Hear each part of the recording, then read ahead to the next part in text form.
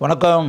Cine மினிமினி இயக்குனர் சிகரம் K Balachander சம்மந்தப்பட்ட ஒரு அருமையான விஷயத்தை உங்களுக்கு நான் சொல்லணும்னு நினைக்கிறேன். என்ன அப்படின்னா, உங்களுக்கே நல்லா தெரியுமில்ல, பாலச்சந்தர் சார் டைரக்ட் பண்ண அரங்கேற்றம் திரைப்படம். சிவகுமார் கதாநாயகனாக நடித்த அந்த திரைப்படத்தில் கதாநாயகனாக நடித்தவர் பிரமீளா. அந்த படம் 100 நாட்கள் ஓடி மிகப்பெரிய சாதனையை புரிந்தது.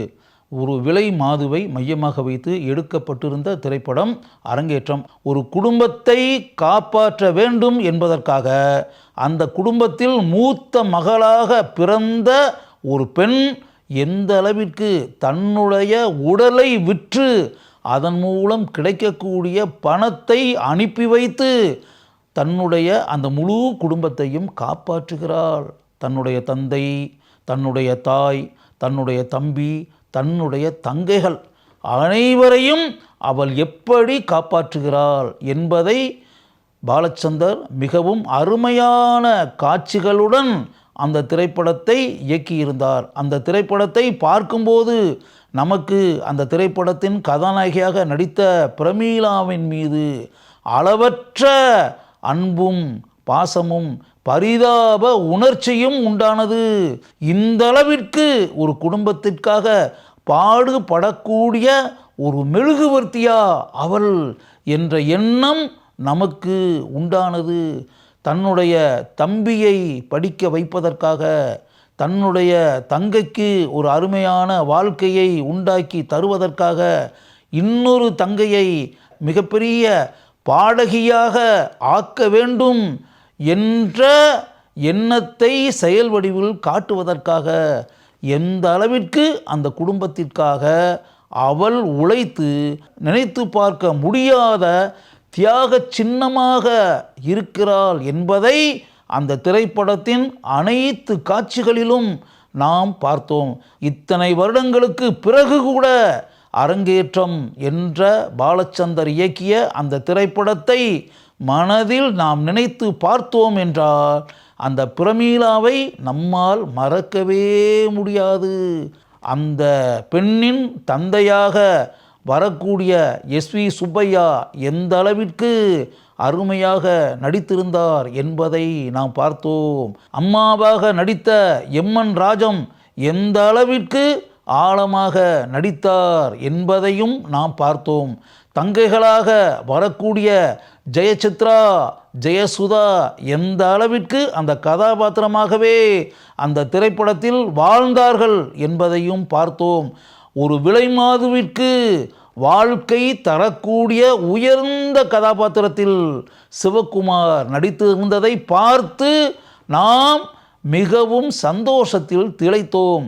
சிவகுமாரின் தந்தையாக வரக்கூடிய செந்தாமரையின் பரந்த மனதை பார்த்து அந்த கதாபாத்திரத்தின் மீது நமக்கு அளவற்ற மதிப்பும் மரியாதையும் உண்டானது. பிரமீளாவின் தம்பியாக அப்போது நடித்திருந்த கமலஹாசன் இப்போதும் நம்முடைய மனங்களில் வாழ்கிறார். அதற்கு பிறகு கே பாலச்சந்தர் இயக்கிய இன்னொரு திரைப்படம் அவள் ஒரு தொடர்கதை. அந்த திரைப்படத்தில் சுஜாதா தன்னுடைய குடும்பத்திற்காக பாடுபடக்கூடிய மெழுகுவர்த்தியாக வந்தார். தன்னுடைய தங்கைகளை கரையேற்றுவதற்கு, தன்னுடைய குடும்பத்தை காப்பாற்றுவதற்கு, தன்னுடைய தங்கைகளுக்கு அருமையான எதிர்காலத்தை உண்டாக்கி கொடுப்பதற்காக எந்த அளவிற்கு அலுவலகத்தில் பணியாற்றக்கூடிய கவிதா என்ற கதாபாத்திரத்தில் வரக்கூடிய சுஜாதா தன்னையே ஒரு தியாகத்தின் சின்னமாக ஆக்கி கொள்கிறார் என்பதை படத்தில் பார்த்து அந்த கவிதா என்ற கதாபாத்திரத்தில் நடித்த சுஜாதாவை நாம் மதிப்புடனும் மரியாதையுடனும் பார்த்தோம். அவளொரு தொடர்கதை எந்த அளவிற்கு மிகப்பெரிய வெற்றி படமாக அமைந்தது என்பதையும் பார்த்தோம். அந்த திரைப்படத்தில் சுஜாதா எந்த அளவிற்கு அந்த கதாபாத்திரமாகவே வாழ்ந்தார் என்பதையும் பார்த்தோம். அவருடைய தங்கையாக நடித்த ஸ்ரீபிரியா எந்த அளவிற்கு நம்முடைய மனங்களில் ஆழமான இடத்தை பிடித்தார் என்பதையும் பார்த்தோம். கமலஹாசன் முற்றிலும் மாறுபட்ட ஒரு அருமையான கதாபாத்திரத்தில் எந்த அளவுக்கு அருமையாக நடித்தார் என்பதையும் பார்த்தோம். புதுமுகமாக அறிமுகமான ஜெய் கணேசனுடைய நடிப்பை நாம் எந்த அளவிற்கு மதிப்புடனும் மரியாதையுடனும் பார்த்தோம். என்பதை இப்போது நாம் நினைத்து பார்த்தாலும் கே பாலச்சந்தரின் மீது நமக்கு அளவற்ற மதிப்பு உண்டாகும்.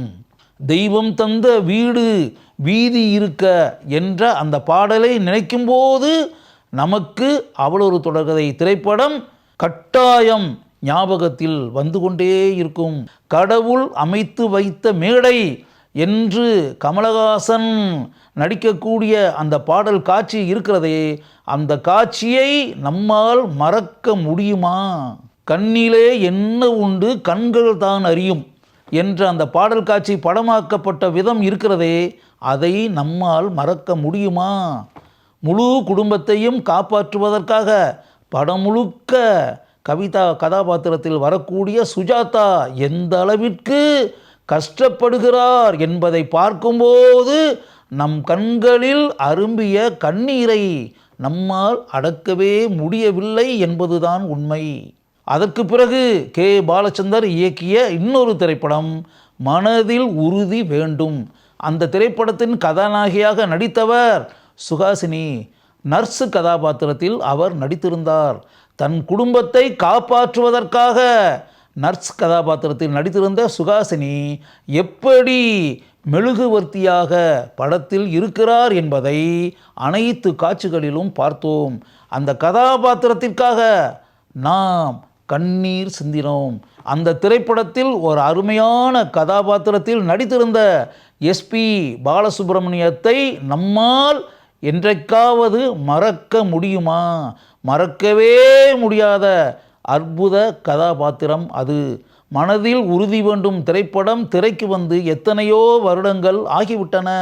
எனினும் அந்த திரைப்படத்தையும் நம்மால் மறக்க முடியாது.